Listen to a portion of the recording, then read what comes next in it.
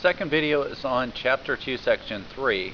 Our objectives are to distinguish between accuracy and precision, determine the number of significant figures and measurements, perform math operations using significant figures, convert measurements into scientific notation, and distinguish between inversely and directly proportional.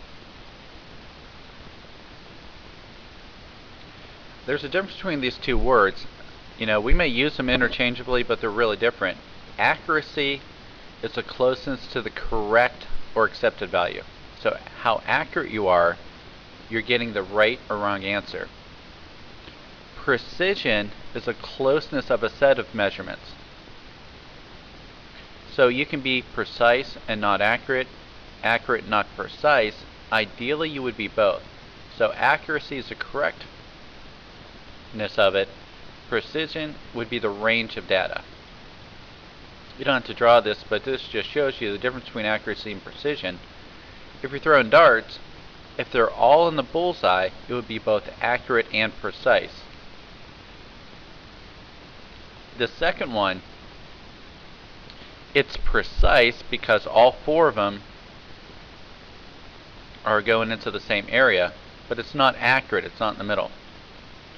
Then this last one, it's not precise, but if you would average them, it would be accurate. So there is a difference between accuracy and precision. The way that we're going to take a look at accuracy this year with some of your different labs, including the one this week on density, you're going to calculate percent error. Percent error is calculated by subtracting the accepted value from the experimental, then dividing the difference by the accepted value and multiplying by 100 to change it to a percent. So you would take what it should be minus your value divided by what it should be in plain English, multiplied by 100. So you should try this for yourself, and we'll work it tomorrow in class, this sample problem. So pause it and copy it down in your notes. But if a student measures the mass and volume of a substance and calculates its density as 1.4 grams per milliliter, the correct or accepted value is 1.3 grams per milliliter, what is the percent error? So you're not seeing how correct they are, you're seeing how much error is in the measurement to examine its accuracy. When we take a look at them, there's some error or uncertainty in every measurement. It may be incurred from the skill of the measurer, the conditions of the measurement, or even the measuring instrument may be flawed. So that's why we need to go into significant figures. You've had these in middle school, sometimes in elementary school. Significant figures in a measurement consist of all the digits known with certainty plus one final digit that's somewhat uncertain or estimated. The term significant does not mean certain. So when we're looking at this, it's magnified if we would use this ruler. So right here, it's not exactly on the 6.3 line, it's not on the 6.4. We know it's in between 6.3 and 6.4, so it's estimated to be 6.35, about halfway in between them. So we're sure that it's not 6.3, we're sure that it's not 6.4, so we know the 6.3 is good, and we're uncertain about the last number, the 6.35. That's what we're talking about. We know two numbers, and we estimate the last digit. So there are some rules as we go through them. It's a little bit small, but these are in your book also. Whenever numbers are not zero, when they're non-zero, they are significant. So the problems we have are zeros. So when zeros are in between, they are significant. So 40.07 has three significant figures. 87.009 would have five significant figures. Zeros appearing in all front of them are not significant, they're just placeholders. So those zeros right here on the left-hand side, they don't count. So the top number in A right here has five significant figures. The bottom one, B, only has one. Only the 9 counts. The other ones are just placeholder zeros. although when it's on the left it doesn't count, a 0 all the way to the right at the end of a decimal will count. They are significant.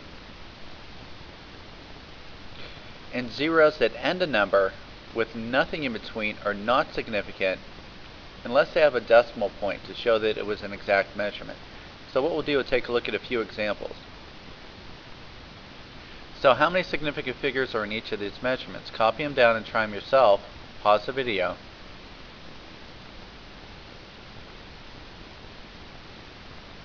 For A, 28.6, so there's no 0, so all three are significant. In letter B, this one does have a decimal, so all four of those numbers were measured. But in letter C, there's nothing on the other side of this 0, so it only has two significant figures, two important numbers in the measurement. Letter D has 4 significant figures, and letter E had 5. That's something that you'll practice, but will absolutely be on the exam. Now, with math operations, you may have to just do the simple things right now. Add, subtract, multiply, and divide. So when you add and subtract, we'll look at the worst measurement. Multiplication and division, there's a separate rule when you compare them before you start to solve the problem. So what you do for sample problem E, take a minute. If you have to use a calculator, fine. But perform the regular math operation. 5.44 meters, subtract 2.6103 meters, and multiply the two bottom numbers. So for this top one, it's a subtraction problem, how we have two separate rules. We'll practice this in class as well. So there's 2 decimal places, then there's 4 decimal places. So when we subtract, we'll only keep 2 decimal places. It'll be 2.84 meters. Now when you multiply and divide, you don't look at decimal places. 2.4 has 2 numbers, 15.82 has 4 numbers, so we can only keep 2 numbers. So add and subtract, you look at place value. Multiply and divide, you just compare the numbers. I know it's a little confusing. There's 2 separate rules. That's why we'll practice it a little bit more in class. There are more examples in the book. Another thing that you should have had since elementary school is scientific notation. Scientific notation, you put the number in between the first and second significant figure. So 0.00012, those zeros aren't in between, they're left zeros, so they're not important to the measurement. So we'd have to put it in between the 1 and the 2, so if you count over 1, 2, 3, 4, that's why this is 1.2 times 10 to the negative 4th millimeters. The same thing with mathematical operations using scientific notation, if you have to use them. When you add and subtract, you can only add and subtract when they have the same common exponent. So if we're going to add these numbers, 4.2 times 10 to the 4th plus 7.9 times 10 to the 3rd kilograms, for this example right here, you should copy down, both of them were changed to the 4th power. So we move this over 1, so it becomes 0.79 times 10 to the 4th. Then we can add them together. Or if you really don't like doing it this way, you can take both of the numbers out of scientific notation and then round properly. Multiplication and division are nicer. You just take a look at the numbers, just like we did before, and compare them. Don't worry about the scientific notation right now. So this one has 3 numbers. 7.1 has 2 significant figures. So because 2 is smaller than 3, we'll just keep only 2 numbers in our rounded answer. So multiplication and division, you can just use your calculator. You don't have to worry about common exponents to do the math. Now the other thing overall, when we want to solve problems, the book will list certain steps. I'm not going to ask you to list these different steps on the test. But if you're going to solve sample problems or any problems, if you want to break it down more systematically, kind of like the scientific method, the first thing you would do is analyze it. Figure out what you're doing. Read the problem carefully and analyze the information. The next thing you would do, you would plan how to do it. In some chapters, there's more than one equation, more than one way to solve it.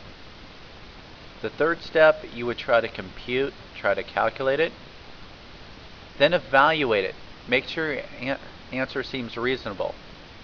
If there's a number, usually it needs to have a unit after it. Kind of like on your test when I told you scored a 55. Well, is that a 55 for my raw score, a 55 for my percent? A 55%, most of us wouldn't be happy with it. But a 55 out of 60 is pretty good. So you want to make sure that you have the units and make an estimate of the expected answer to see if it makes sense. The order of magnitude just means that should it be a small number or big number for your answer? What should you expect? Then only on one section of the test, but it will be labeled, is it in the correct number of significant figures?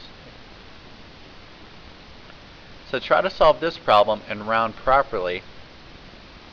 Pause it, write it down, calculate the volume of a sample of aluminum that has a mass and a given density. So if you work through, we analyze what's given and our unknown what we want to find. Then to plan it out, we know we have to use a density equation.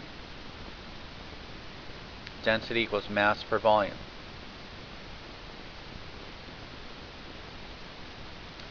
After we set it up, we're trying to solve for V, our volume, so we rearrange it and we calculate.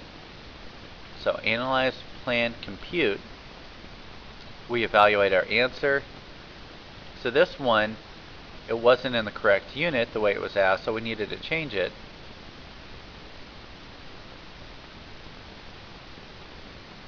Then finally, there's two other things to finish up our objectives: directly and inversely proportional. When they're directly proportional to each other, dividing one by the other gives a constant value. You don't have to copy the graphs, but in plain old English, if you look at a normal XY two-dimensional graph, when one increases, the other one increases. X is getting larger, Y is getting larger. They're directly related.